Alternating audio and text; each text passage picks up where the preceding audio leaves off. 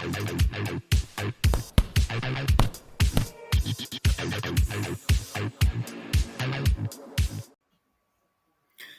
boxing fans around the world. Thank you for joining us once again on Talk and Fight for another episode of Boxing News Today. Where, courtesy of our friends at boxing247.com, we can provide you with up-to-date information as to what happened over the weekend, some great fights indeed, and what is upcoming with respect to whether it be the amateurs or the professionals. Let's start off with few results, as I said, from the weekend, a great weekend of fighting. The Pride of Tijuana, Jaime Mugaya, 38-0 with 30 knockouts, had a thrilling victory over the fierce warrior King Gabriel Rosado, who's now 26-14-1 with 15 knockouts, retaining his undefeated status and the WBO Intercontinental Middleweight World title at Anaheim's Honda Center. The scheduled 12-round middleweight fight of the year contender added another epic battle to the boxing rivalry of Mexico versus Puerto Rico.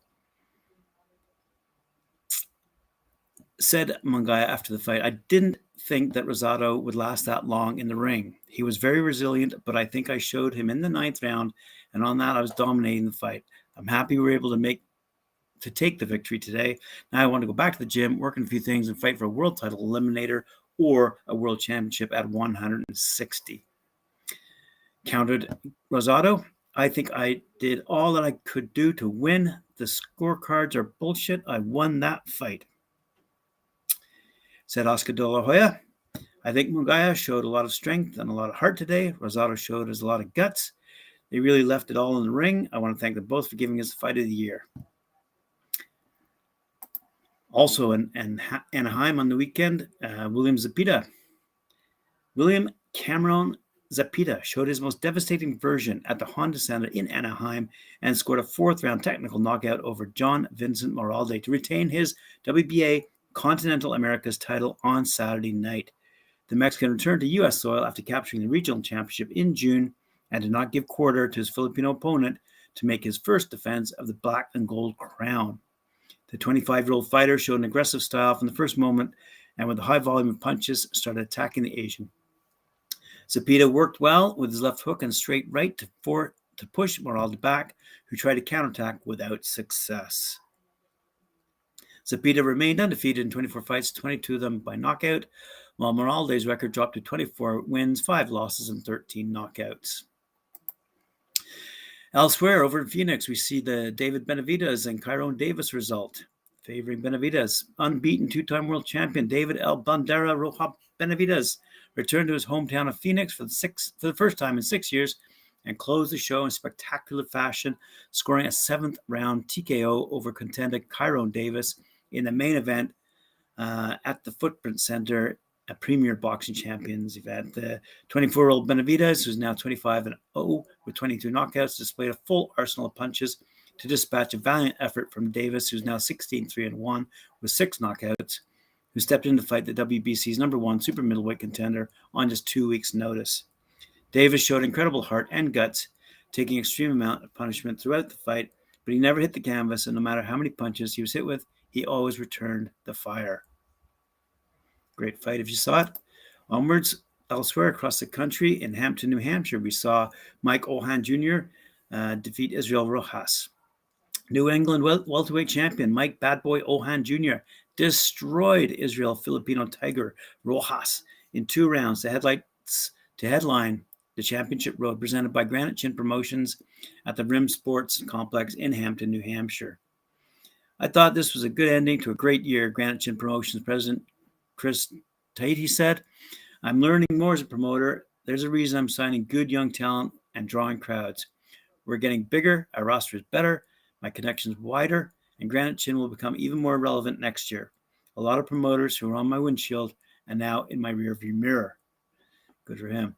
Ohan, who's now 13-1 with 7 knockouts, fighting out of Holbrook, Massachusetts, fought in his first scheduled 10-round bout, albeit in a non-title fight, which lasted on 2 rounds for his 5th straight victory. Good for him and good for Granite Chin. Elsewhere, down in Puerto Vallarta, Mexico, we saw Lourdes Juarez defeat Luz Alina Aguiar. Lourdes Juarez, who's now 33-2 with 4 knockouts, defended the super flyweight title of the WBC by defeating the brave challenger Luz Elena Aguiar, who's now 7-3-1 with 1 knockout by unanimous decision. Lulu got the victory with cards of 99-91, 98-92, and 99-91 to defend her crown for the second time against a rival who forced her at all times to perform to her best. The third round was exciting as the challenger took the champion to the ropes. Given Eleanor's aggressiveness, Lulu worked at distance, throwing combinations from middle distance, avoiding being static via constant movement. The experience of the champ made a difference in the fight, being intelligent against a challenger who fought hard. The challenger maintained her aggressiveness, bringing out the best form from Lulu, who responded with combinations, maintaining control throughout. Congratulations to those young women. Jake Bateson went toe-to-toe against Shabazz Masood over in Ellen Road in England. Jack Bateson won the vacant English super bantamweight title thanks to a unanimous decision victory over Shabazz Masood on Friday night. The two met at the MTK Global and a Mark Bateson co-promotion at Leeds United Banqueting Suite at Ellen Road, where the event was broadcast live on IFL TV. Unbeaten Bateson, who's 15-0, 3 knockouts, was in control for the majority of the fight, with the judges eventually scoring it 97-92, 97-92, 99-90, to earn him the victory against Mahmood, who's now 11-2 with 2 knockouts, and secure the first title of his professional career in the process. Bateson said, "I'm buzzing. This has been a long time coming. I'm not saying I started from the bottom, but I came off the GB squad, and everybody else was signed to big promoters. But I turned pro with my old man and boxed on small shows. I then joined MTK Global, and now I'm the English champion. It wasn't a good performance from me, really, as I've been ill all week, and I wondered if I should even fight. But I've won it, and now we're on to the next one." Good for Mr. Bateson. Out of Aberdeen on the weekend, we saw Dean Sutherland go toe-to-toe against Michelle Esposito. And here's the result under the Fight Zone cameras on this Friday night at the Fight Academy and a signed Kynoch event. Dean Sutherland lived up to his top prospect tag with a fantastic performance in an action-packed battle against Italy's Michelle Esposito. Fighting in his home city against a former Italian champion, Deadly Dean certainly gave the crowd and Fight Zone viewers their money's worth in this contest for the WBC International Silver Welterweight title. In the first round, Esposito tried to get on the front foot, but the Scot stayed composed, picked his shots well, and landed with eye-catching uppercuts. It was toe-to-toe in the second, with Sutherland landing in the harder shots, but getting caught himself with a couple of uppercuts that rocked his head back. Round 3 was a torrid affair for the Italian, almost out on his feet and hit clean with a multitude of powerful punches. Esposito toughed it out, though, and made it through the 3 minutes. Round 4 was fantastic action, with both men playing their part.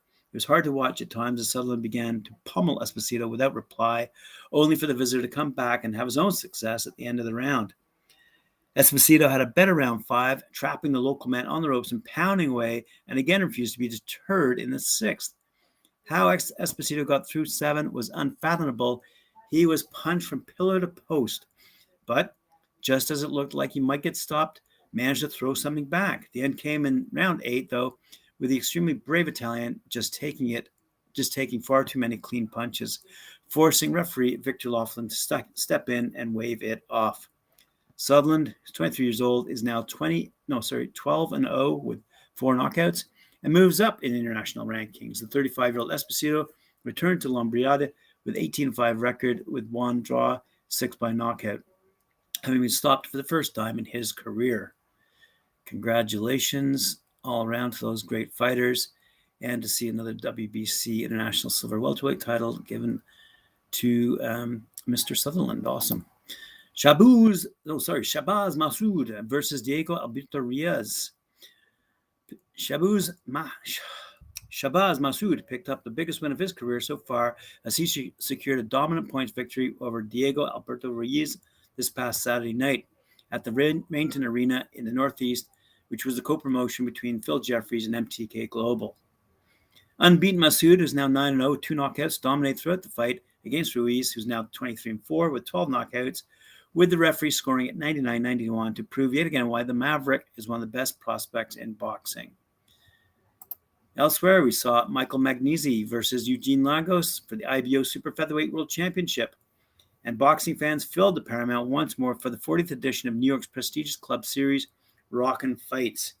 The 6-fight card lived up to the hype, topped by a phenomenal main event between undefeated Italian IBO Super Featherweight World Champion Michael Lone Wolf Magnesi who's now 20-0 with 12 knockouts, and Eugene Rambo-Lagos, who's now 16-6-3 with 11 knockouts. Wow. Good fight. There's much more information on this card over at the boxing247.com website. I ask you to go check it out. Elsewhere in the world, IABA President Umar Kremlev meets with Mongolia's best boxers. The meeting is part of President's engagement program, which aims to give all boxers the opportunity to be heard. During his visit to Mongolia, AIBA President Umar Kremlev met with elite youth and junior boxers of the national boxing team and took part in a joint training session with them. We want that every boxer to know that AIBA is his or her home. We strive to create all the necessary conditions for this. Boxers and coaches are the most important people in the AIBA family, President Kremlev said. Since Mr. Kremlev has become AIBA president, he has held many personal meetings with athletes and coaches in a wide range of countries to speak with them openly and directly about AIBA's ongoing reforms and to better understand their needs. It is a big honor to greet Umar Kremlev in our country. I see for the first time that AIBF president trains together with athletes and dedicates so much attention to boxers, coaches, and national federations. Mr. Kizhgi out of the state Great Hural, Minister for Justice and Home Affairs of Mongolia. And Mr. Kremlev announced an international boxing tournament will be held in Mongolia. This past Friday, President of Mongolia Boxing held a reception for the delegation led by the President of the International Boxing Federation, Umar Kremlev. Mr. Kremlev proposed to hold a major international boxing tournament in Mongolia, as well as establish a boxing academy in the country. President Kremlev stated that he plans to implement a number of joint projects and programs with the Mongolian Boxing Association.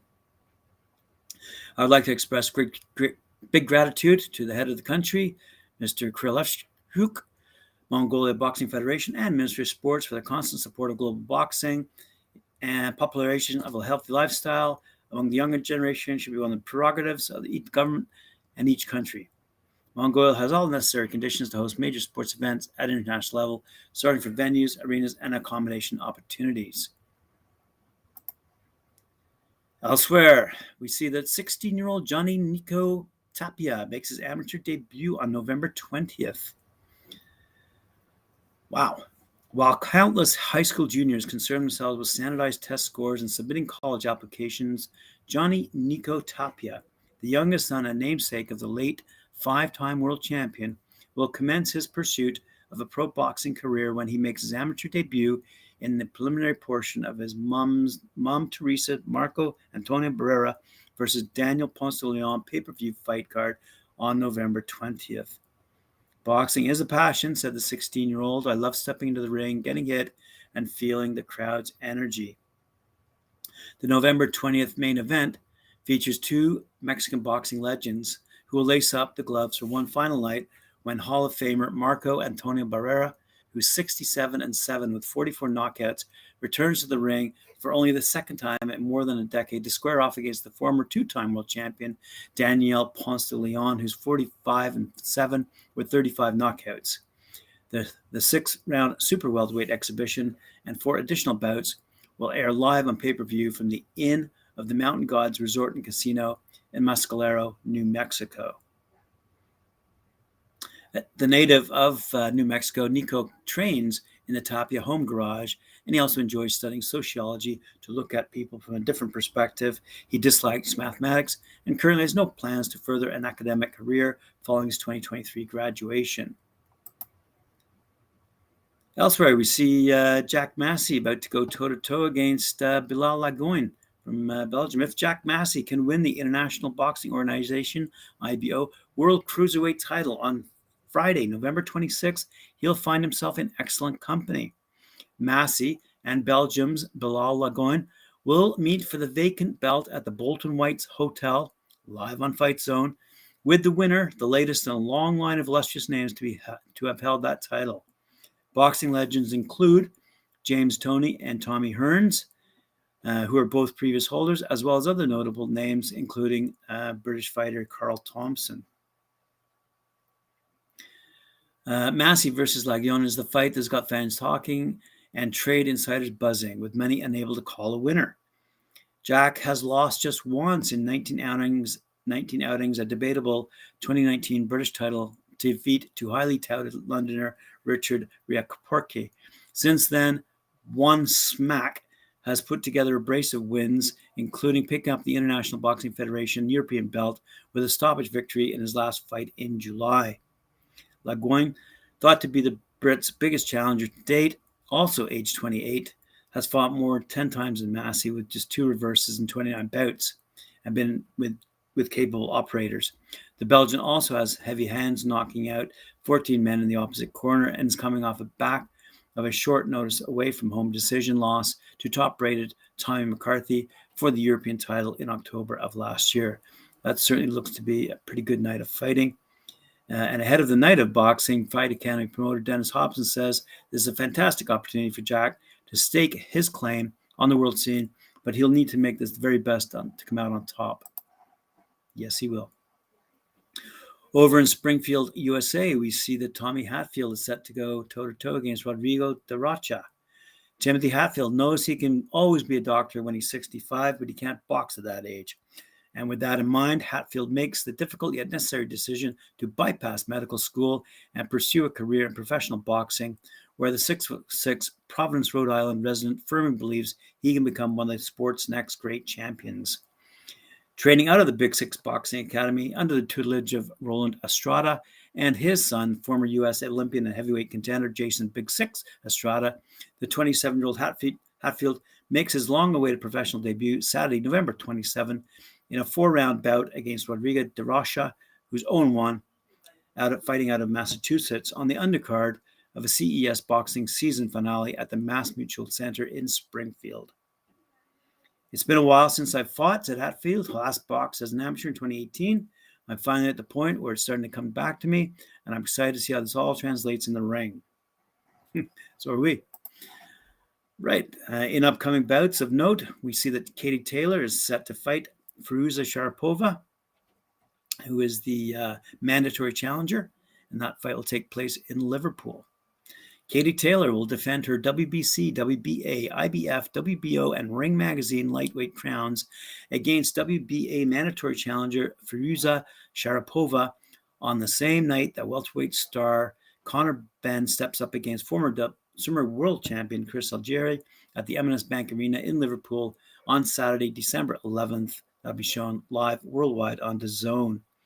Irish sensation Taylor, who's 19-0 with 6 knockouts, is within touching distance of a huge showdown with Amanda Serrano in 2022, but must first overcome a final hurdle in the shape of Kazakhstan's Sharipova, after cruising to another successful defense for titles against USA's Jennifer Han at Emerald Headland Stadium in Leeds. Sharipova has 14-1 with 8 knockouts, has picked up titles at super featherweight, lightweight, and super lightweight since joining the professional ranks in May of 2016. And the 27-year-old from Taraz is ranked number 1 in the world at lightweight by the WBA, having remained undefeated since a shock 4-round points loss on her debut. Chatteras featherweight talent Jordan Gill returns to the ring to challenge EBU European featherweight champion Karim Gafifi after scoring behind closed-door wins over Reece Potts and Cesar Juarez in February 2021 to land the WBA international title. For more information, please go along to Boxing 247's website. Finally, Reece Cartwright. Reece Cartwright is calling out an immediate rematch with CartwrightPitters after their highly contentious fight at the weekend on November 13th. Leeds Cartwright and Birmingham's Pitters met at Coventry Skydome for the vacant World Boxing Council International light heavyweight title in a fight that certainly lived up to its expectations. The match was highly anticipated, with just 2 defeats between the pair in 38 contests ahead of the fight, including 19 knockouts. From the first bell, the action was intense, with Cartwright, the much smaller man, forcing the action and continually pushing Pitters back on his back foot. The end came in round 8, though, when Shakan caught the Yorkshireman with a shot that had him over. Despite it being a heavy blow, Cartwright was up early on steady legs, looked clear-eyed, and signaled to the referee that he was fine to carry on, only for John Latham to wave proceedings off. Many in the arena and at ringside were perplexed at the decision. The referee's job isn't an easy one, and he has to make a judgment in that moment. But the ending left plenty of punters and boxing insiders feeling that injustice had been done. Now, after some time to reflect, Reece has given his version of events and says he wants an immediate rematch with the new belt holder. He said, "I felt I was winning the fight, and like I was 2 or 3 rounds up," said Cartwright. "I was forcing it, and he was having to fight my way. Even when it did get to the long game, I was beating him with the jab. It was my fight all over. It was definitely the wrong decision from the ref, but there's no point in me standing in the ring and kicking off at him because you have to respect him. He's just doing his job. But it massively affects my life. I got up. I was absolutely fine. I put my gloves out for the referee to wipe on his shirt. He said, 'Are you good to go? Good to fight on?' I looked him in the eye and said, 'Yes.' Then he waved it off. He didn't even ask me to walk forward, nothing. If I'd have been allowed to carry on, I'd have 100% won that fight. After the knockdown, I'd have come out and had the best round of the fight because I knew I'd have to pull some back. I've now got a 28-day suspension, but I'll take the rematch on the 29th day. I saw Shakan in the drug testing room after, and he said he'd honor the rematch, so that's what I want straight away." Woo! Love it. Fighting words. Talk and fight. Thank you for joining me once again. Thank you. And remember to like, share, subscribe, and add some comments if you like. And join me tomorrow and hit that notification bell. Let you know when I'm up next.